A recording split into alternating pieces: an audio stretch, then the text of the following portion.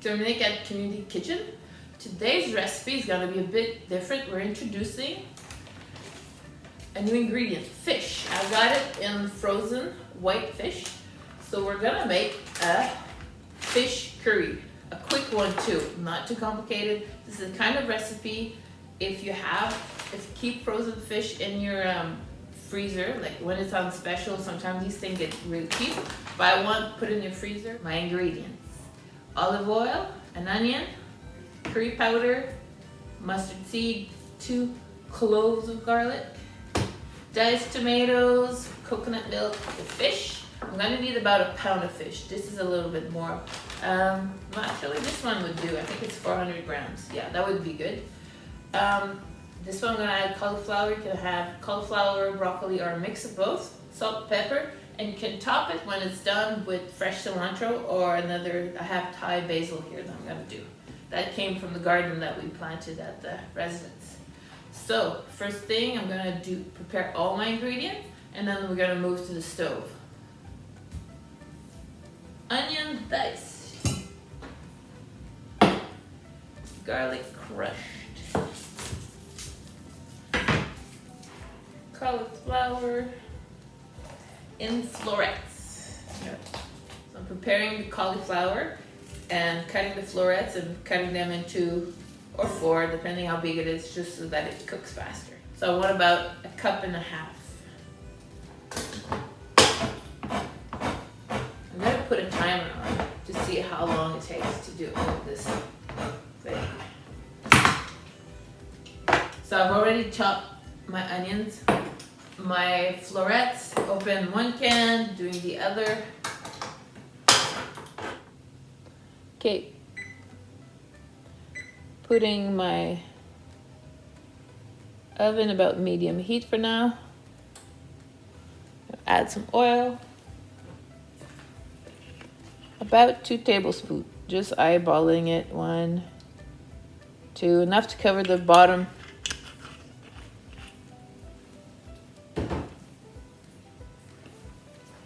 Adding my onions.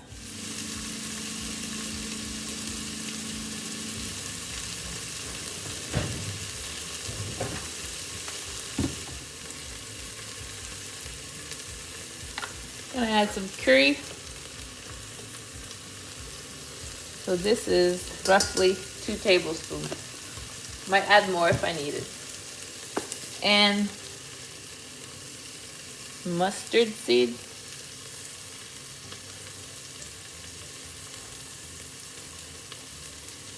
About a tablespoon.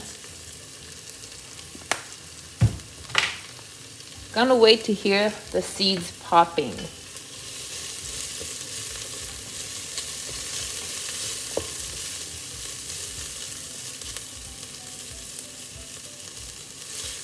Just about like 30 seconds, and then I can hear that a little pop.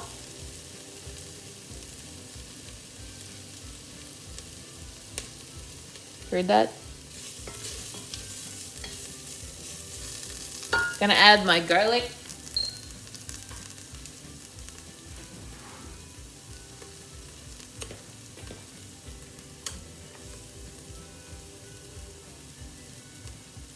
Ooh! In my ingredient, I forgot the garlic root.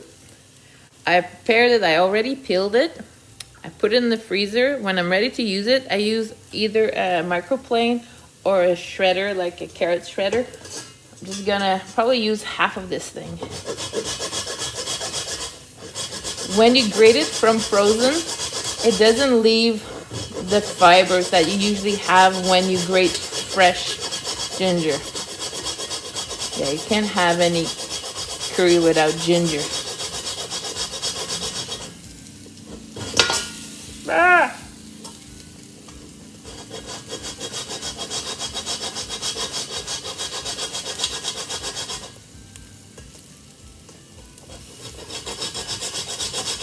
I might add a little bit more of that later.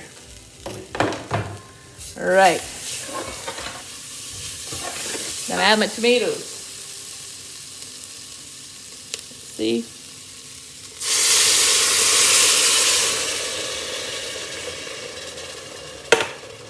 Doing that, getting the bottom stuff out, the flavor. Gonna add my can of coconut milk.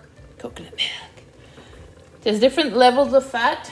Take whatever one you want. But of course, the fatter, the more rich the flavor is gonna be.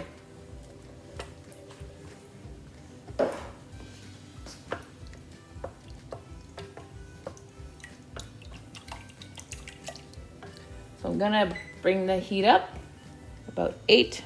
I want this to come to a boil.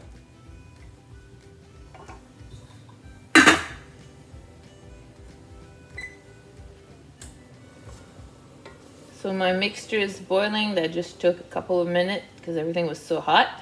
At this point, I'm gonna add my fish. They come into fillets like that. They're gonna come apart in the sauce. You're not gonna end up with big piece like that. You're gonna have a little piece like that, and they'll come apart and make little chunks.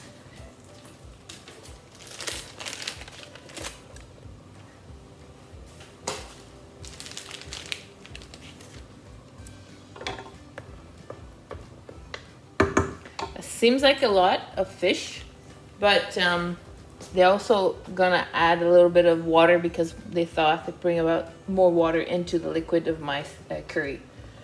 As a side dish for my curry, you probably want some rice. So I'm gonna let it cook another. I want to cook it at this point till my fish is done, so thawed.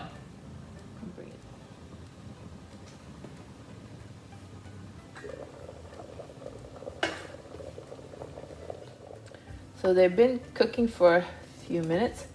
The fish is starting to soften up, so I'm gonna put already my cauliflower in there.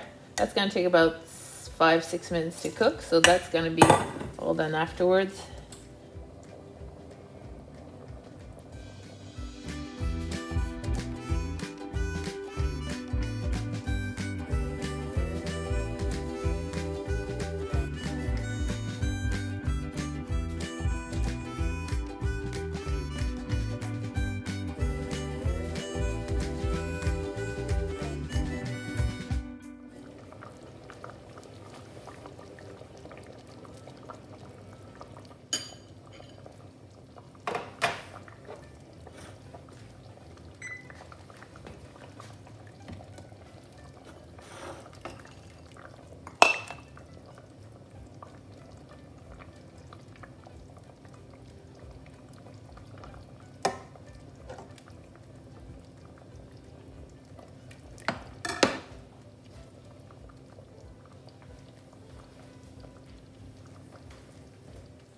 Oh, hot. So that's it. I don't know exactly how much it take time. I'm gonna check my timestamp on my oven, and so I know how many. I think it was around 20, maybe a little bit more. And 20 minutes to prepare this meat. When you have protein, you have fats, you have some vegetable, and I've added some basil on top. Serve it with rice or boiled potato. Excellent. And you're welcome. Bye. See you next time.